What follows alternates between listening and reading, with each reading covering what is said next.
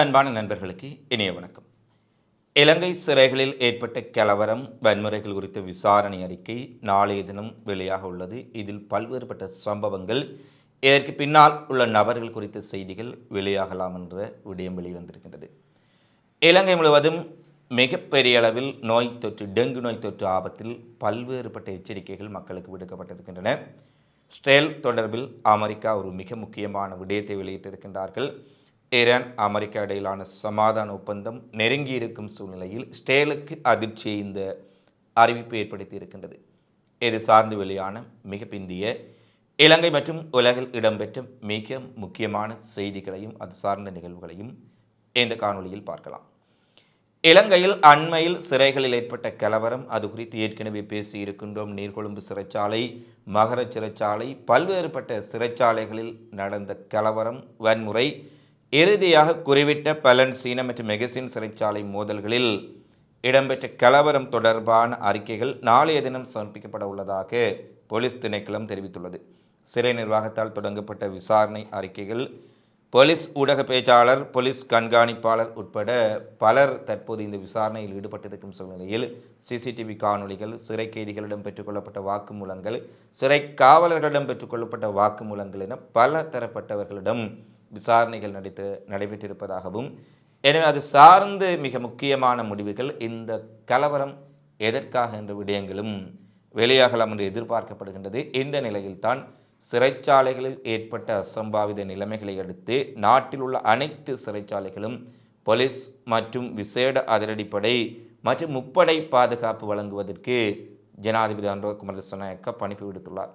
இதன் காரணமாக இலங்கை முழுவதும் இருக்கக்கூடிய அத்தனை சிறைகளும் மிக பாரிய அளவில் பாதுகாப்பு நடவடிக்கைகளுக்கு உட்படுத்தப்பட்டிருப்பதாகவும், சிறைகளுக்குள்ளே செல்லக்கூடியவர்கள், வெளியேறக்கூடியவர்கள், சிறை கைதிகளை பார்வையிடுவதற்காக செல்பவர்கள் அனைத்தும் விடயங்களும் அனைவரும் மிக கடுமையான கண்காணிப்பில் கொண்டு வரப்பட்டிருக்கின்றார்கள். அதிலும் குறிப்பாக தென்னிலங்கையில் இருக்கக்கூடிய பல சிறைகள் பல்வேறுபட்ட குற்றச்செயல்கள், கடந்த கால ஆட்சியில் பல்வேறுபட்ட குற்றங்களில் வழக்குகளில் சிக்கி இருக்கக்கூடிய அரசியல்வாதிகளுடன் இணைந்த கைதிகள் பலர் இருக்கக்கூடிய சிறைகள் மேலும் விசேட கண்காணிப்பின் கீழ் கொண்டு வரப்பட்டிருக்கும் செய்திகள் வெளியாக இருக்கின்றன. அப்படியான சூழலில் தான் ஒரு அதிர்ச்சியான செய்தியை குற்றப்புலனாய்வு திணைக்களத்தை மேற்கோள் காட்டி கொள்ளும் ஊடகங்கள் வெளியிட்டிருக்கின்றார்கள்.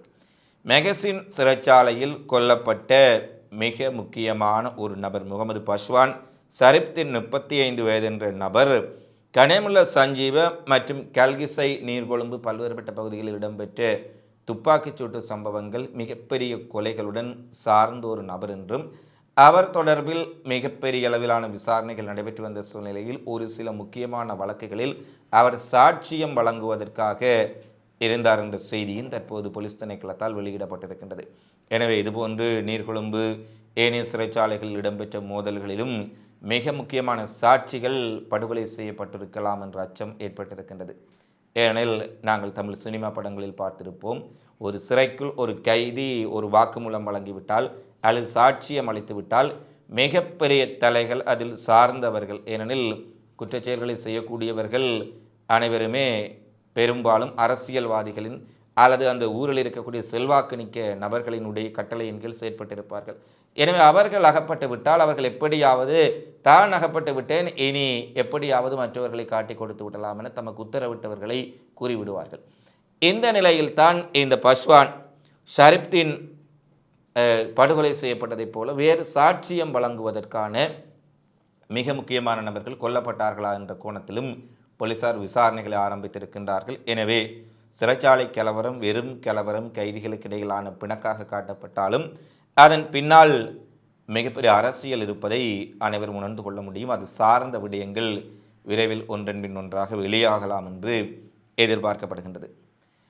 இலங்கையில் இந்த ஆண்டில் இதுவரையான காலப்பகுதியில் 89,033 டெங்கு நோயாளர்கள் பதிவாகியுள்ளதாகவும், இலங்கையில் இதுவரை இல்லாத வேகத்தில் கடந்த 2 மாத காலப்பகுதியில் டெங்கு நோய் பரவிக்கொண்டிருப்பதாக தேசிய டெங்கு கட்டுப்பாட்டு பிரிவு தெரிவித்துள்ளது. ஆகஸ்ட் மாதத்தின் முதல் 7 நாட்களில் மட்டும் 3,942 டெங்கு நோயாளர்கள் இனங்காணப்பட்டுள்ளார்கள். ஜூலை மாதத்தில் 29,090 நோயாளர்கள் பதிவாகி இருப்பதுடன் இந்த ஆண்டின் ஒரே மாதத்தில் அதிகளவான டெங்கு நோயாளர் எண்ணிக்கையாக இது பதிவாகி இருந்தது. அதேவேளை டெங்கு நோய் தொற்று காரணமாக இதுவரையான 3 மாத கால பகுதியில் 64 பேர் உயிரிழந்திருக்கின்றார்கள் என்ற செய்தியும் வெளியாக இருக்கின்றது. எனவே இந்த டெங்கு நோயினுடைய தாக்கம் மிக வேகமாக பரவி வருவதால் மக்கள் மிகுந்த விழிப்புடன் இருக்க வேண்டும். குறிப்பாக தங்களுடைய சுற்றுப்புறங்கள் நுழம்புகள் பெருகக்கூடிய இடங்களை துப்புரவு செய்து சுகாதார நடவடிக்கைகளை பேண வேண்டும். நீர் தேங்கக்கூடிய இடங்களாக இருக்கலாம், உங்கள் வீட்டின் பின்புறமாக இருக்கிற பற்றைகளாக இருக்கலாம், குப்பை குளங்களை அகற்றி மிகுந்த அவதானத்துடன் இருக்க வேண்டும் என்ற அறிவிப்பும் வெளியாக இருக்கின்றது. ஏனெனில் டெங்கு நோயினுடைய தாக்கம் அது உயிரை கொல்லக்கூடிய அளவுக்கு மிக கொடூரமான நோயாக இருப்பதால் நீங்கள் உங்கள் பாதுகாப்புகளை உறுதிப்படுத்த வேண்டியதும் மிக முக்கியமான ஒரு விடயமாக காணப்படுகின்றது. எனவே டெங்கு கட்டுப்பாட்டு பிரிவினுடைய அறிவிப்பு அதாக இருக்கின்றது. சர்வதேச சிவில் விமான போக்குவரத்து அமைப்பின் தரைநிலைகளுக்கு ஏற்ப இலங்கையினுடைய மின்னணு கடவுச்சீட்டுக்களை ஓராண்டுக்குள் வழங்கக்கூடியதாக இருக்கும் என்று பொதுமக்கள் பாதுகாப்பு அமைச்சர் அனந்த விஜயபால தெரிவித்திருக்கின்றார். பொது திறவுகோல் உட்கட்டமைப்பு பாதுகாப்பு அமைப்பை கொள்முதல் செய்வதற்கான புதிய கொள்முதல் முறை தொடங்கப்பட உள்ளதாகவும் அதற்கான டெண்டர்கள் அடுத்த வாரங்களில் அறிவிக்கப்பட இருப்பதால் இந்த மின்னணு கடவுச்சீட்டு சர்வதேச தரத்தில் இலங்கை மக்கள், இலங்கை குடிமக்கள் வெளிநாடுகளுக்கு பயணம் செய்யும் பொழுது பயன்படுத்தக்கூடிய இந்த மின்னணு கடவுச்சீட்டுக்கள் அடுத்த ஆண்டுக்குள், அதாவது 2027ஆம் ஆண்டு 8ஆம் மாதத்திற்குள் அச்சிடப்பட்டு மக்களுக்கு வழங்கப்படும் என்பதை அவர் தெரிவித்திருக்கின்றார். நாடாளுமன்றத்தில் ஐக்கிய மக்கள் சக்தியின் நாடாளுமன்ற உறுப்பினர் முஜிபுர் ரஹ்மான் எழுப்பிய கேள்விகளுக்கு பதிலளிக்கும் பொழுது அவர் இந்த விடயத்தை தெரிவித்திருக்கக்கூடிய செய்தி வெளியாக இருக்கின்றது. எனவே இலங்கை மக்கள் அடுத்த ஆண்டில் மின்னணு கடவுச்சீட்டுக்களை பெற்றுக்கொள்ள முடியும் என்பதையும் தற்போது பார்க்கக்கூடியதாக இருக்கின்றது. இலங்கை செய்திகள் எவ்வாறு அமைந்திருக்கும் சூழ்நிலையில் உலக செய்திகளை நாங்கள் பார்க்கின்ற பொழுது லெபனான் மீதான தாக்குதல்களை நிறுத்த வேண்டும், இது இந்த பிராந்தியத்தினுடைய அமைதிக்கு சிக்கலாக இருப்பதாக அமெரிக்கா அறிவுறுத்திய போதும் அமெரிக்காவின் அறிவுறுத்தலை மீறி காசாவின் பல்வேறுபட்ட பகுதிகள் லெபனான் முனைகளில் இஸ்ரேல் தாக்குதல் நடத்தி வருவதாகவும் தங்களுடைய பாதுகாப்பு சார்ந்த விடயத்தில் அமெரிக்காவுடன் சமரசம் செய்து கொள்ள முடியாது என இஸ்ரேல் அறிவித்துள்ளமை அமெரிக்கா இஸ்ரேல் இடையிலான உறவில் விரிசல் ஏற்பட்டிருப்பதை காண்பித்திருக்கின்றது. ஏனெனில் ஈரான் அமெரிக்கா இடையிலான ஒரு ஒப்பந்தம் செய்வதற்கு மிகப்பெரிய அளவில் முயற்சி செய்து கொண்டு வரும் சூழ்நிலையில் லெபனான் போர் முனையில் இஸ்ரேல் நடத்தும் தொடர்ச்சியான தாக்குதல்கள் அந்த ஒப்பந்தத்தை சீர்குலைத்து வருகின்றன. ஏனெனில் இஸ்ரேலினுடைய நோக்கமே போரை நடத்த வேண்டும், போரை நடத்தினால்தான் பல்வேறுபட்ட குற்றச்சாட்டுக்களுக்கு ஆட்பட்டிருக்கும் நெதன்யாகு அவனுடைய பதவியை தக்க வைத்துக் கொள்ள முடியும்.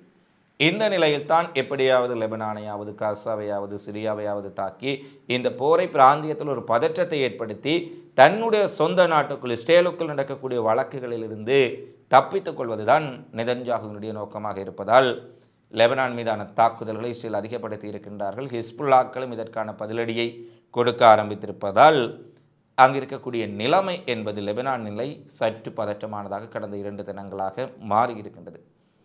அமெரிக்காவினுடைய வெளியுறவுத்துறை இன்று வெளியிட்டிருக்கக்கூடிய ஒரு அறிவிப்பு இஸ்ரேலுக்கு அதிர்ச்சி ஏற்படுத்தி இருக்கின்றது. ஈரானுடனான ஒப்பந்தத்தை அமெரிக்கா நெருங்கிவிட்டார்கள், பல விடயங்களில் உடன்பாடு கட்டப்பட்டிருக்கின்றது. கத்தார், துருக்கி, பாகிஸ்தான் போன்ற ஓமான் போன்ற மத்தியஸ்தர்கள் விரைவாக இந்த ஒப்பந்தத்தை ஏற்பாடு செய்வதற்கு மிகப்பெரிய அளவில் உழைத்து கொண்டிருக்கின்றார்கள்.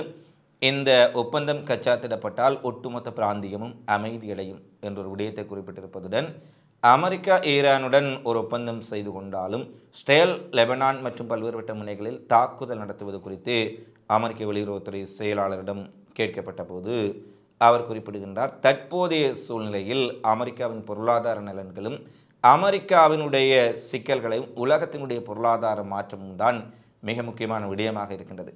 ஏற்கனவே அமெரிக்க இராணுவத்திடம் ஆயுதங்களுக்கு பற்றாக்குறை இருப்பதாக கூறப்படும் சூழ்நிலையில் அமெரிக்க இராணுவ தளபதியை மேற்கோள் காட்டி இஸ்ரேலை இனி பாதுகாக்கக்கூடிய ஏவுகணைகளோ அல்லது ஆயுதங்களோ அமெரிக்காவிடம் இல்லை என்ற பாணியில் அவர் ஒரு பதிலளித்திருக்கின்றார். அதாவது இஸ்ரேலினி லெபனான் மீதோ வேறு பகுதிகளிலோ தாக்குதல் நடத்தி ஒருவேளை ஈரானுக்கும் இஸ்ரேலுக்கும் இடையில் ஒரு நேரடி போர் மூண்டால் அமெரிக்கா அதில் இஸ்ரேலுக்கு ஆதரவாக களமிறங்கப் போவதில்லை என்பதை அவர் மறைமுகமாக கூறியிருக்கின்றார். எனவே இந்த பிராந்தியத்தில் ஏற்பட்ட மிகப்பெரிய இழப்பு சிக்கல்களின் பின்னர் இஸ்ரேலை கைவிட்டு அமெரிக்கா வெளியேறப் போகின்றார்கள். இஸ்ரேல் ஈரானுடன் தனித்து நின்று தாக்குப்பிடிக்க முடியுமா என்பது மிகப்பெரிய கேள்விக்குறி. அதற்கு என்ன காரணங்கள் இருக்கின்றன என்பதை அடுத்து வரும் காணொளிகளில் நாங்கள் விரிவாக பேசுவோம். இஸ்ரேலை தற்போதைய நிலையில் பாதுகாக்க முடியாது என்பதை அமெரிக்க இராணுவம் தெளிவுபடுத்தி இருக்கின்றார்கள். ஐரோப்பாவில் உள்ள அமெரிக்க இராணுவத்தின் படைப்பிரிவின் தளபதியான லெப்டினன்ட் ஜெனரல் சார்ல்ஸ் கொஸ்டான்சா அவர்கள் 2 மாதங்களுக்கு முன்பு திடீரென பதவியிலிருந்து நீக்கப்பட்டிருக்கின்றார். அவருடைய பதவிக்காலம் முடிவதற்கு இன்னும் 2 மாதங்கள் இருந்த போதிலும் அவர் திடீரென அமெரிக்க இராணுவ தலைமையின் உத்தரவால் பதவி நீக்கப்பட்டிருக்கின்றார். ஐரோப்பாவில் அமெரிக்க இராணுவத்தின் நடவடிக்கைகளை மேற்பார்வையிடுவதிலும் உக்ரைன் மீதான ரஷ்யாவின் படையெடுப்பை தொடர்ந்து நேட்டோவுக்கு ஆதரவளிப்பதிலும் படை பிரிவு ஒரு மிக முக்கிய பங்காற்றி வரும் சூழ்நிலையில் திடீரென அமெரிக்காவின் ஐரோப்பாவுக்கான நேட்டோ படைப்பிரிவிற்குரிய தளபதி திடீரென நீக்கப்பட்டுள்ளமை பெரும் பரபரப்பை ஏற்படுத்தி இருக்கின்றது. ஏற்கனவே அமெரிக்க அதிபர் டொனால்ட் ட்ரம்ப் ஈரான் போரில் அமெரிக்காவுக்கு இவர்கள் ஆதரவு கொடுக்கவில்லை, எனவே ஐரோப்பாவிலிருந்து நேட்டோ படைகளில் இருக்கக்கூடிய அமெரிக்க இராணுவத்தினரை வெளியேற்றப் போகின்றோம், அமெரிக்க வான் பாதுகாப்பு சாதனங்களை வெளியேற்றப் போகின்றோம், நேட்டோ மண்ணில் எங்கெங்கெல்லாம் அமெரிக்க இராணுவம் தங்கி இருக்கின்றார்களோ அந்த இடங்களை விட்டெல்லாம் அமெரிக்க படைகள் வெளியேறப் போகின்றார்கள் என்று அறிவிப்புகளை வெளியிட்டு வரும் சூழ்நிலையில் திடீரென ஐரோப்பாவுக்கான அமெரிக்க தலைவர் நீக்கப்பட்டுள்ளமையும் இங்கு பல கேள்விகளை ஏற்படுத்தி இருக்கின்றது. ஏமனில் சவுதி ஆதரவு படைகள் மீதும் ஏமன் அரசு, அதாவது கவுதி கட்டுப்பாட்டில் இல்லாத ஏமன் பகுதிகள் மீது கவுதி படைகள் தொடர்ச்சியாக தாக்குதலை நடத்தி வருவதான செய்திகள் வழியாக இருக்கின்றன. பாலிஸ்டிக் ஏவுகணைகள், ட்ரோன்கள் கொண்டு மிகப்பெரிய தாக்குதலை அவர்கள் நடத்தி இருக்கின்றார்கள். நேற்றைய தினம் ஒரு விடயத்தை குறிப்பிட்டிருந்தோம். இந்த துருக்கி, பாகிஸ்தான், சவுதி அரேபியா ஒரு ஒப்பந்தம் செய்திருந்தார்கள். இந்த ஒப்பந்தம் செய்தால் கவுதிகள் பயந்து விடுவார்கள், சவுதி அரேபியா மீது தாக்கினால் பாகிஸ்தான் வந்து விடுவார்கள், துருக்கி வந்து விடுவார்கள் என்று பின்வாங்குவார்கள் என்று நீங்கள் நினைத்தால் அது ஒருபோதும் கிடையாது. இவர்கள் வெறும் கண்டனத்தை வெளியிட்டுவிட்டு சவுதி அரேபியாவுடைய பணத்தை கறப்பதற்காகத்தான் பாகிஸ்தானும் துருக்கியும் அவ்வாறான ஒரு முடிவை எடுத்தார்கள். அவர்கள் கவுதிகளை எதிர்ப்பது ஈரானை எதிர்ப்பதற்கு சமன். இந்த நேரத்தில் இவர்கள் ஈரானை எதிர்த்து நிற்பார்களா என்றால் நீங்களே கமெண்ட்ஸில் பதிவிடுங்கள். எனவே சவுதி ஒப்பந்தங்களை செய்து கொண்டிருக்கின்றார்கள், கவுதிகள் தாக்கி கொண்டிருக்கின்றார்கள். எனவே நேரடியாக அனைவரிடமும் என்னை பாதுகாப்பதற்கு ஒப்பந்தம் செய்ய வாருங்கள் என்பதை கெஞ்சுவதை விடுத்து சவுதி நேரடியாக கவுதி பிரதிநிதிகளை அழைத்து ஒரு பேச்சுவார்த்தை நடத்தி அல்லது ஈரானுடன் ஒரு நேரடி பேச்சுவார்த்தை நடத்தி ஒரு ஒப்பந்தம் செய்து கொண்டால் தாக்குதல்களிலிருந்து தப்பிக்கலாம் என்பதுதான் எங்களுடைய கருத்தாக இருக்கின்றது. அடுத்து செட்னி விமான நிலையத்தில் இன்று காலை ஜெட் ஸ்டார் பயணிகள் விமானமும் கட்டார் ஏர்வேஸ் விமானமும் நூலிழையில் மோதிக்கொள்ளும் ஆபத்திலிருந்து தப்பித்திருக்கின்றன. ஆஸ்திரேலியா விமான போக்குவரத்து பாதுகாப்பு அதிகார சபை வெளியிட்டுள்ள அறிக்கையில் 7 மணியளவில் கோல்ட் கோஸ்ட் நோக்கி திட்டமிட்ட விமான பயணத்திற்காக ஜெட் ஸ்டார் ஏர்பஸ் A320 ரக விமானம் ஓடுபாதையில் சென்று கொண்டிருந்த போது இழுவை ஊர்தியால் இழுத்துச் செல்லப்பட்ட கட்டார் ஏர்வேஸ் போயிங் 777 விமானத்தை நேராக சந்தித்த போது 2 விமானங்களும் மோதக்கூடிய ஒரு நிலை ஏற்பட்ட போதும் இறுதி நேரத்தில் 2 விமானங்களும் அவசரமாக ஓடுபாதையில் நிறுத்தப்பட்டதால் இந்த பெரிய விபத்து தவிர்க்கப்பட்டது. இருந்தபோதிலும் 2 விமான பணிப்பெண்கள் இதில் காயமடைந்திருக்கின்றார்கள். பயணிகளுக்கு காயம் ஏற்படவில்லை என்று கூறப்படுகின்றது. இந்த சம்பவம் குறித்து ஆஸ்திரேலியா விமான போக்குவரத்து அதிகார சபை விரிவான விசாரணைகளை ஆரம்பித்துள்ளார்கள் என்ற செய்தியும் வெளியாக இருக்கின்றது. ஆஸ்திரேலியா விமான நிலையத்தில் ஏற்பட்ட சம்பவம் விமான நிலையத்திலும் அதை கடந்தும் அதிர்ச்சிகளை ஏற்படுத்தி இருக்கின்றது.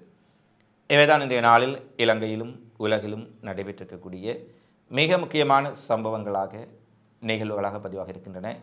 தொடர்ச்சியாக உலகெங்கு நடைபெறும் செய்திகளை உடனுக்குடன் தெரிந்து கொள்ள அகிலம் டிவியை சப்ஸ்கிரைப் செய்து கொள்ளுங்கள். இந்த காணொளி பற்றி தொடர்பிலான உங்களுடைய மதிப்பான கருத்துக்களை தவறாமல் கமெண்ட்ஸில் பதிவிடுங்கள். மீண்டும் இன்னொரு காணொளியில் சந்திப்போம். நன்றி, வணக்கம்.